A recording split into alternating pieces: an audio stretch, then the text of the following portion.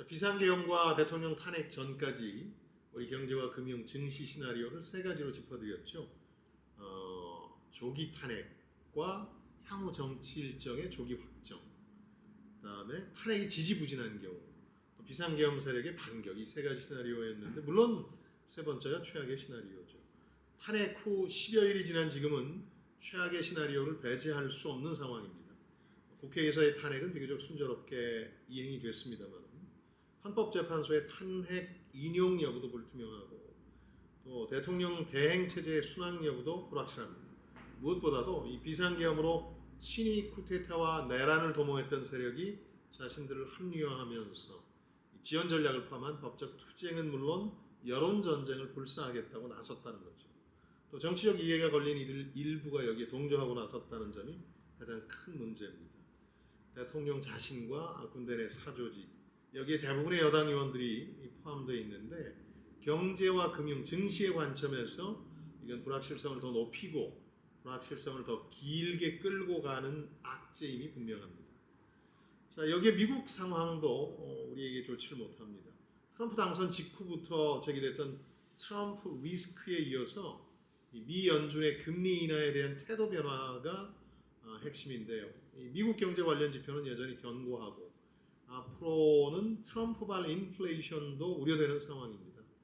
아직까지는 물가 지표가 괜찮습니다만 따라서 갑작스러운 경기 침체에 대응하는 식의 금리 인하를 서두르지 않아도 된다고 연준이 판단하고 있는 거죠. 최근에 미 연준이 금리를 0.25%포인트 인하하면서도 내년 금리 인하 횟수 전망을 4번에서 3번으로 축소한 게 대표적입니다. 이건 우리를 포함해서 아시아 증시에 타격을 입혔습니다. 우리로서도 증시뿐만 아니라 환율에 치명상을 입힐 가능성이 있는데요.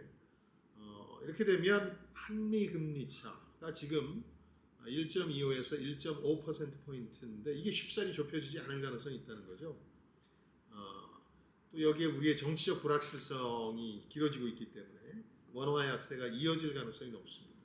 벌써부터 위기 수준 환율이라고 얘기했던 그리고 또 설마 했던 1달러에 1,500원 선을 위협하는 상황인데 이렇게 모든 게 불안하기만 한 상황에서 뭘 보고 가야 할지 오늘 정리해서 말씀드리겠습니다. 가장 중요한 건 조기 대선을 포함한 향후 정치 일정의 확정입니다. 그러자면 대통령 대행 체제도 여야와 순조롭게 합의하면서 안정적 국정 운영을 하는 한편 헌재에서 탄핵이 순조롭게 인용이 돼야 됩니다. 이게 돼야 향후 대선 일정이 확정되겠죠. 여기도 적지 않은 변수가 존재합니다. 우선 여당이 탄핵 트라우마 때문이겠습니다만 희한한 논리들을 들이대면서 전혀 협조하지 않는 상황입니다. 나빠진 여론 탓에 여야정 협의체 참여는 조건부로 동의했습니다만 다른 분야에서는 적극적인 협조가 없는 거죠. 여기 앞으로 김건희 특검 또 내란 특검 등에 대한 대통령 대행의 거부권 행사 여부라든가 또 유력 야당 대선 후보의 사법 처리 여부를 둘러싼 갈등으로 정치적 합의 자체가 쉽지는 않습니다. 기업이든 자영업자든 가정이든 개인이든 정치 일정이 어느 정도 분명하게 확정되기 전까지는 주요 의사결정을 미루시되 투자에 대해서만큼은 이렇게 생각하셔야 됩니다. 남들이 다 기대하고 낙관하기 직전이 투자 최적의 시점이라는 어떤 역사적 진실도 확고하게 이해해 두실 필요가 있다는 말씀 드리겠습니다.